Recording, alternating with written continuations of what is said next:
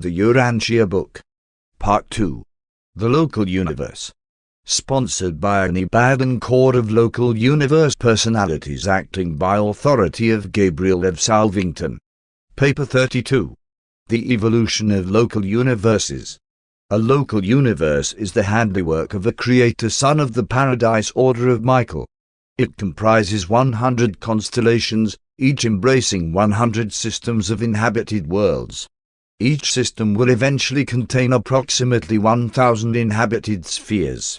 These universes of time and space are all evolutionary. The creative plan of the Paradise Michaels always proceeds along the path of gradual evolvement and progressive development of the physical, intellectual, and spiritual natures and capacities of the manifold creatures who inhabit the varied orders of spheres comprising such a local universe. Urantia belongs to a local universe whose sovereign is the God-man of Nebadon, Jesus of Nazareth and Michael of Salvington. And all of Michael's plans for this local universe were fully approved by the Paradise Trinity before he ever embarked upon the supreme adventure of space. The sons of God may choose the realms of their creator activities, but these material creations were originally projected and planned by the Paradise architects of the Master Universe. 1. Physical emergence of universes. The pre-universe manipulations of space force and the primordial energies are the work of the Paradise Master Force organizers. But into superuniverse domains, when emergent energy becomes responsive to local or linear gravity, they retire in favor of the power directors of the superuniverse concerned. These power directors function alone in the prematerial and post-force phases of a local universe creation. There is no opportunity for a creator son to begin universe organization until the power directors have effected the mobilization of the space energies sufficiently to provide a material foundation, literal suns and material spheres, for the emerging universe. The local universes are all approximately of the same energy potential, though they differ greatly in physical dimensions and may vary in visible matter content from time to time. The power charge and potential matter endowment of a local universe are determined by the manipulations of the power directors and their predecessors, as well as by the creator son's activities and by the endowment of the inherent physical control possessed by his creative associate. The energy charge of a local universe is approximately 1/100,000th of the force endowment of its superuniverse. In the case of Nebadon, your local universe, the mass materialization is a trifle less. Physically speaking, Nebadon possesses all of the physical endowment of energy and matter that may be found in any of the Havona local creations. The only physical limitation upon the developmental expansion of the Nebadon universe consists in the quantitative charge of space energy held captive by the gravity control of the associated powers and personalities of the combined universe mechanism. When energy matter has attained a certain stage in mass materialization, a Paradise creator son appears upon the scene, accompanied by a creative daughter of the infinite spirit. Simultaneously with the arrival of the creator son, work is begun upon the architectural sphere which is to become the headquarters world of the projected local universe. For long ages such a local creation evolves, suns become stabilized, planets form and swing into their orbits, while the work of creating the architectural worlds which are to serve as constellation headquarters and system capitals continues. 2. Universe organization. The creator sons are preceded in universe organization by the power directors and other beings originating in the third source and center.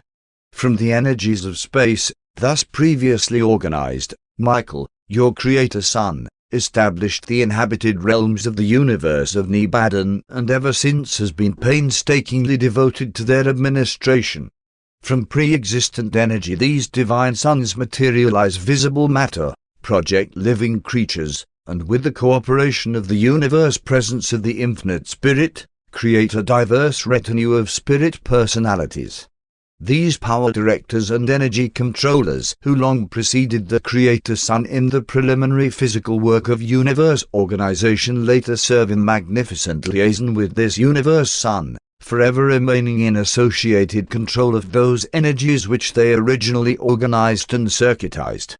On Salvington there now function the same 100 power centers who cooperated with your Creator Sun in the original formation of this local universe.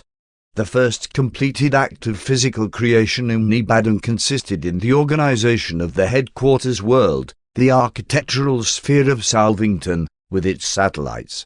From the time of the initial moves of the power centers and physical controllers to the arrival of the living staff on the completed spheres of Salvington, there intervened a little over 1 billion years of your present planetary time. The construction of Salvington was immediately followed by the creation of the 100 headquarters worlds of the projected constellations and the 10,000 headquarters spheres of the projected local systems of planetary control and administration, together with their architectural satellites. Such architectural worlds are designed to accommodate both physical and spiritual personalities as well as the intervening Urantia or transition stages of being. Salvington, the headquarters of Nebadon, is situated at the exact energy mass center of the local universe. But your local universe is not a single astronomic system, though a large system does exist at its physical center. Salvington is the personal headquarters of Michael of Nebadon, but he will not always be found there. While the smooth functioning of your local universe no longer requires the fixed presence of the Creator Sun at the capital sphere, this was not true of the earlier epochs of physical organization.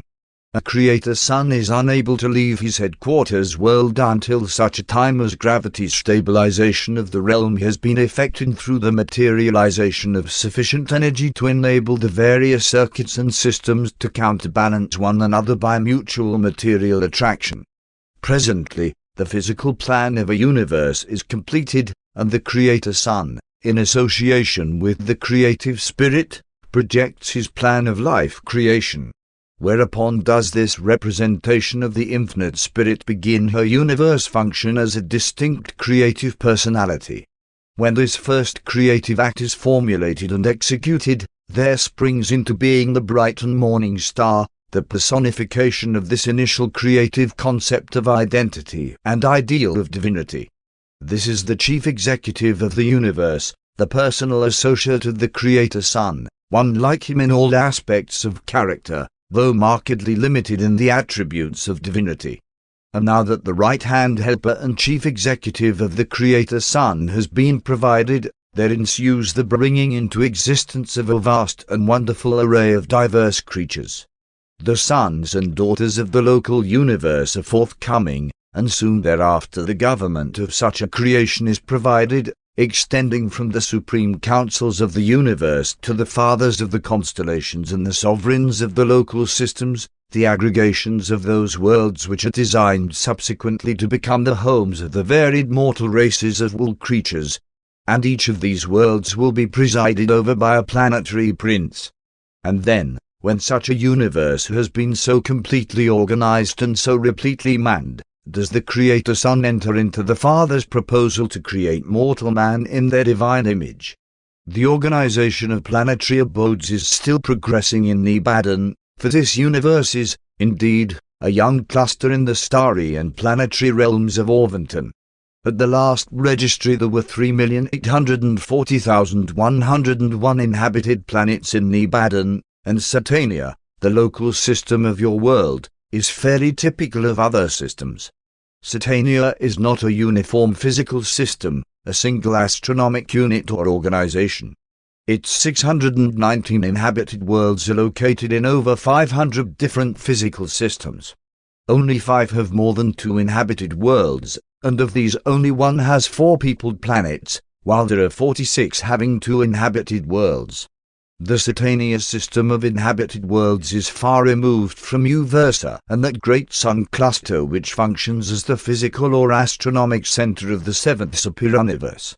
From Jerusalem, the headquarters of Satania, it is over 200,000 light-years to the physical center of the superuniverse of Orventon, far, far away in the dense diameter of the Milky Way. Satania is on the periphery of the local universe, and Nebadon is now well out towards the edge of Orventon.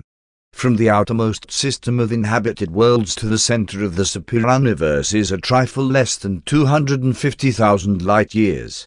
The universe of Nebadon now swings far to the south and east in the superuniverse circuit of Salvington. The nearest neighboring universes are Avalon, Hunselon, Sanselon, Porthalon, Wolvering, Fanaving, and Alvering. But the evolution of a local universe is a long narrative. Papers dealing with the superuniverse introduce this subject, those of this section, treating of the local creations, continue it, while those to follow, touching upon the history and destiny of Urantia, complete the story. But you can adequately comprehend the destiny of the mortals of such a local creation only by a perusal of the narratives of the life and teachings of your Creator Son as he once lived the life of man, in the likeness of mortal flesh, on your own evolutionary world. 3. The evolutionary idea. The only creation that is perfectly settled is Havona, the central universe, which was made directly by the thought of the Universal Father and the Word of the Eternal Son. Havona is an existential, perfect, and replete universe, surrounding the home of the eternal deities, the center of all things. The creations of the 7 superuniverses are finite, evolutionary, and consistently progressive. The physical systems of time and space are all evolutionary in origin. They are not even physically stabilized until they are swung into the settled circuits of their superuniverses. Neither is a local universe settled in light and life until its physical possibilities of expansion and development have been exhausted, and until the spiritual status of all its inhabited worlds has been forever settled and stabilized. Except in the central universe, perfection is a progressive attainment. In the central creation we have a pattern of perfection, but all other realms must attain that perfection by the methods established for the advancement of those particular worlds or universes. And an almost infinite variety characterizes the plans of the Creator Sons for organizing, evolving, disciplining, and settling their respective local universes. With the exception of the deity presence of the Father, every local universe is, in a certain sense, a duplication of the administrative organization of the central or pattern creation. Although the Universal Father is personally present in the residential universe, he does not indwell the minds of the beings originating in that universe as he does literally dwell with the souls of the mortals of time and space. There seems to be an all-wise compensation in the adjustment and regulation of the spiritual affairs of the far-flung creation. In the central universe the Father is personally present as such but absent in the minds of the children of that perfect creation. In the universes of space the Father is absent in person, being represented by his sovereign sons, while he is intimately present in the minds of his mortal children, being spiritually represented by the pre-personal presence of the mystery monitors that reside in the minds of these will creatures. On the headquarters of a local universe there reside all those creator and creative personalities who represent self-contained authority and administrative autonomy except the personal presence of the Universal Father. In the local universe there are to be found something of everyone and someone of almost every class of intelligent beings existing in the central universe except the Universal Father. Although the Universal Father is not personally present in a local universe, he is personally represented by its Creator Son, sometime vicegerent of God and subsequently supreme and sovereign ruler in his own right. The farther down the scale of life we go, the more difficult it becomes to locate, with the eye of faith, the invisible Father. The lower creatures, and sometimes even the higher personalities, find it difficult always to envisage the Universal Father in his Creator Sons. And so, pending the time of their spiritual exaltation, when perfection of development will enable them to see God in person, they grow weary in progression, entertain spiritual doubts, stumble into confusion, and thus isolate themselves from the progressive spiritual aims of their time and universe. In this way they lose the ability to see the Father when beholding the Creator Son. The surest safeguard for the creature throughout the long struggle to attain the Father, during this time when inherent conditions make such attainment impossible, is tenaciously to hold on to the truth fact of the Father's presence in his sons. Literally and figuratively, spiritually and personally, the Father and the sons are one. It is a fact, he who has seen a Creator Son has seen the Father. The personalities of a given universe are settled and dependable, at the start, only in accordance with their degree of kinship to deity. When creature origin departs sufficiently far from the original and divine sources, whether we are dealing with the sons of God or the creatures of ministry belonging to the infinite Spirit, there is an increase in the possibility of disharmony, confusion, and sometimes rebellion, sin. Excepting perfect beings of deity origin, all creatures in the superuniverses are of evolutionary nature, beginning in lowly estate and climbing ever upward, in reality inward. Even highly spiritual personalities continue to ascend the scale of life by progressive translations from life to life and from sphere to sphere. And in the case of those who entertain the mystery monitors, there is indeed no limit to the possible heights of their spiritual ascent and universe attainment.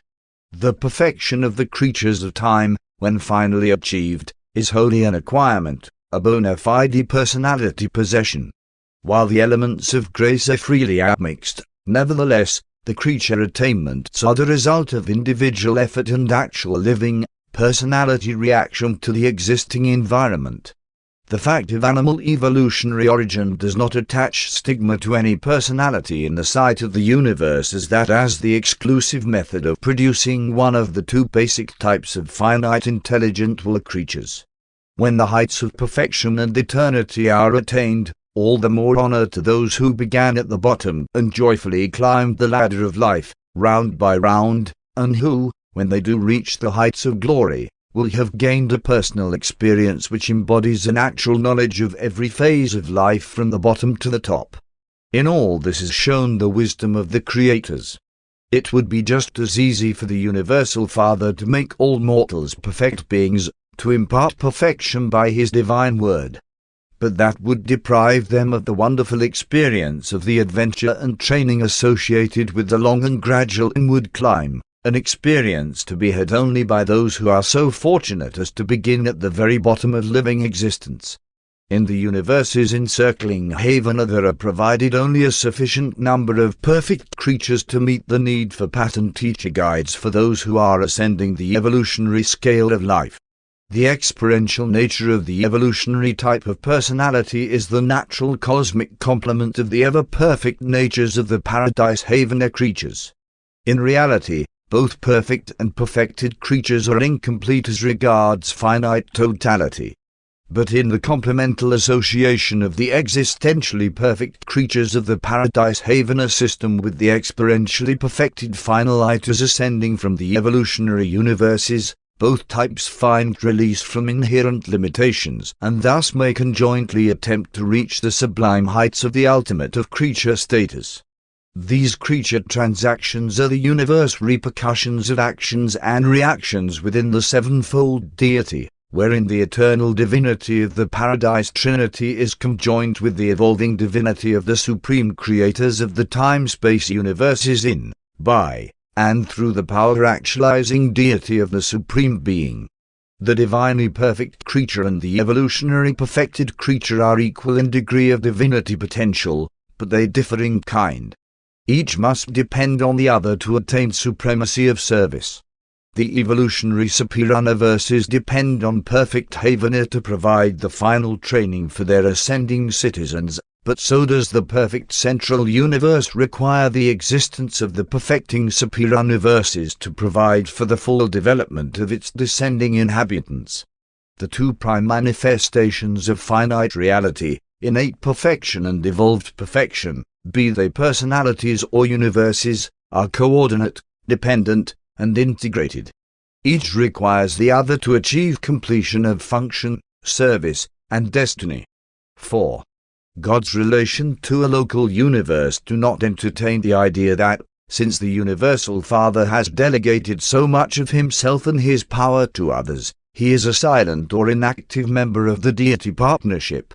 Aside from personality domains and a just bestowal, He is apparently the least active of the paradise deities in that he allows his deity coordinates, his sons, and numerous created intelligences to perform so much in the carrying out of his eternal purpose.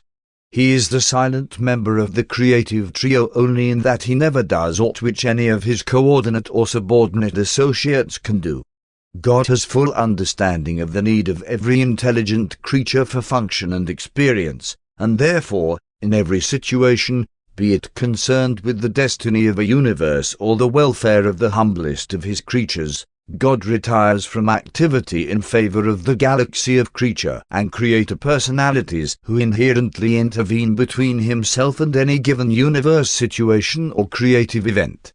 But notwithstanding this retirement, this exhibition of infinite coordination, there is on God's part an actual, literal, and personal participation in these events by and through these ordained agencies and personalities. The Father is working in and through all these channels for the welfare of all his far-flung creation. As regards the policies, conduct, and administration of a local universe, the Universal Father acts in the person of his Creator Son. In the interrelationships of the sons of God, in the group associations of the personalities of origin in the third source and center, or in the relationship between any other creatures, such as human beings, as concerns such associations the Universal Father never intervenes. The law of the Creator Son, the rule of the constellation fathers, the system sovereigns, and the planetary princes, the ordained policies and procedures for that universe, always prevail. There is no division of authority. Never is there a cross-working of divine power and purpose. The deities are in perfect and eternal unanimity. The Creator Son rules supreme in all matters of ethical associations, the relations of any division of creatures to any other class of creatures or of two or more individuals within any given group. But such a plan does not mean that the Universal Father may not in his own way intervene and do aught that pleases the divine mind with any individual creature throughout all creation, as pertains to that individual's present status or future prospects, and as concerns the Father's eternal plan and infinite purpose. In the mortal creatures the Father is actually present in the indwelling adjuster, a fragment of his pre-personal spirit, and the Father is also the source of the personality of such a mortal will creature. These thought adjusters, the bestowers of the Universal Father, are comparatively isolated. They indwell human minds, but have no discernible connection with the ethical affairs of a local creation. They are not directly coordinated with the seraphic service, nor with the administration of systems, constellations, or a local universe, not even with the rule of a Creator Son, whose will is the supreme law of his universe. The indwelling adjusters are one of God's separate but unified modes of contact with the creatures of his all but infinite creation. Thus does he who is invisible to mortal man manifest his presence, and could he do so, he would show himself to us in still other ways, but such further revelation is not divinely possible. We can see and understand the mechanism whereby the sons enjoy intimate and complete knowledge regarding the universes of their jurisdiction, but we cannot fully comprehend the methods whereby God is so fully and personally conversant with the details of the universe of universes, although we at least can recognize the avenue whereby the Universal Father can receive information regarding, and manifest his presence to, the beings of his immense creation. Through the personality circuit the Father is cognizant, has personal knowledge, of all the thoughts and acts of all the beings in all the systems of all the universes of all creation. Though we cannot fully grasp this technique of God's communion with his children, we can be strengthened in the assurance that the Lord knows his children, and that of each one of us he takes note where we were born. In your universe and in your heart the Universal Father is present, spiritually speaking, by one of the seven master spirits of central abode and, specifically, by the divine adjuster who lives and works and waits in the depths of the mortal mind. God is not a self-centered personality. The Father freely distributes himself to his creation and to his creatures. He lives and acts, not only in the deities, but also in his sons, whom he entrusts with the doing of everything that it is divinely possible for them to do. The Universal Father has truly divested himself of every function which it is possible for another being to perform. And this is just as true of mortal man as of the Creator Son, who rules in God's stead at the headquarters of a local universe. Thus we behold the outworking of the ideal and infinite love of the Universal Father. In this universal bestowal of himself we have abundant proof of both the magnitude and the magnanimity of the Father's divine nature. If God has withheld aught of himself from the universal creation, then of that residue he is in lavish generosity bestowing the thought just as upon the mortals of the realms, the mystery monitors of time, who so patiently indwell the mortal candidates for life everlasting. The Universal Father has poured out himself, as it were, to make all creation rich in personality possession and potential spiritual attainment. God has given us himself that we may be like him, and he has reserved for himself of power and glory only that which is necessary for the maintenance of those things for the love of which he has thus divested himself of all things else. 5. The eternal and divine purpose. There is a great and glorious purpose in the march of the universes through space. All of your mortal struggling is not in vain. We are all part of an immense plan, a gigantic enterprise, and it is the vastness of the undertaking that renders it impossible to see very much of it at any one time and during any one life. We are all a part of an eternal project which the gods are supervising and outworking. The whole marvelous and universal mechanism moves on majestically through space to the music of the meter of the infinite thought and the eternal purpose of the first great source and center. The eternal purpose of the eternal God is a high spiritual ideal. The events of time and the struggles of material existence are but the transient scaffolding which bridges over to the other side, to the promised land of spiritual reality and supernal existence.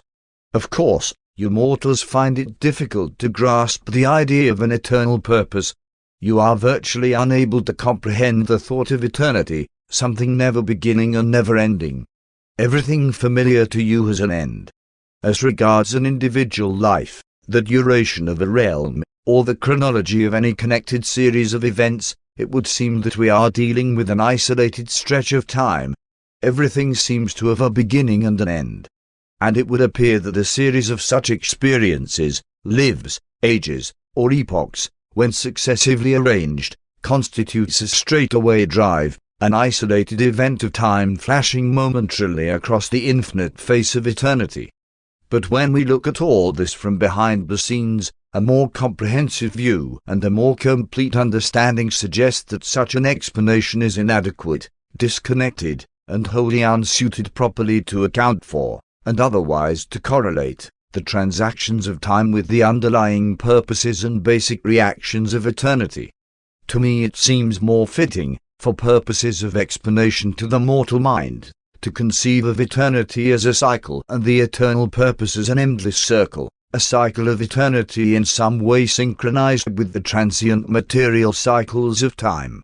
As regards the sectors of time connected with, and forming a part of, the cycle of eternity, we are forced to recognize that such temporary epochs are born, live, and die just as the temporary beings of time are born, live, and die. Most human beings die because, having failed to achieve the spirit level of a just fusion, the metamorphosis of death constitutes the only possible procedure whereby they may escape the fetters of time and the bonds of material creation, thereby being enabled to strike spiritual step with the progressive procession of eternity. Having survived the trial life of time and material existence, it becomes possible for you to continue on in touch with, even as a part of, eternity, swinging on forever with the worlds of space around the circle of the eternal ages. The sectors of time are like the flashes of personality in temporal form. They appear for a season, and then they are lost to human sight, only to reappear as new actors and continuing factors in the higher life of the endless swing around the eternal circle. Eternity can hardly be conceived as a straightaway drive, in view of our belief in a delimited universe moving over a vast, elongated circle around the central dwelling place of the Universal Father. Frankly, Eternity is incomprehensible to the finite mind of time. You simply cannot grasp it. You cannot comprehend it. One do not completely visualize it, and even if one did, it would be impossible for me to convey my concept to the human mind. Nevertheless, one have done my best to portray something of our viewpoint, to tell you somewhat of our understanding of things eternal. One am endeavoring to aid you in the crystallization of your thoughts about these values which are of infinite nature and eternal import. There is in the mind of God a plan which embraces every creature of all his vast domains, and this plan is an eternal purpose of boundless opportunity, unlimited progress, and endless life. And the infinite treasures of such a matchless career are yours for the striving. The goal of eternity is ahead. The adventure of divinity attainment lies before you. The race for perfection is on. Whosoever will may enter, and certain victory will crown the efforts of every human being who will run the race of faith and trust, depending every step of the way on the leading of the indwelling adjuster and on the guidance of that good spirit of the universe Son, which so freely has been poured out upon all flesh. Presented by a mighty messenger temporarily attached to the Supreme Council of Nebadon and assigned to this mission by Gabriel of Salvington.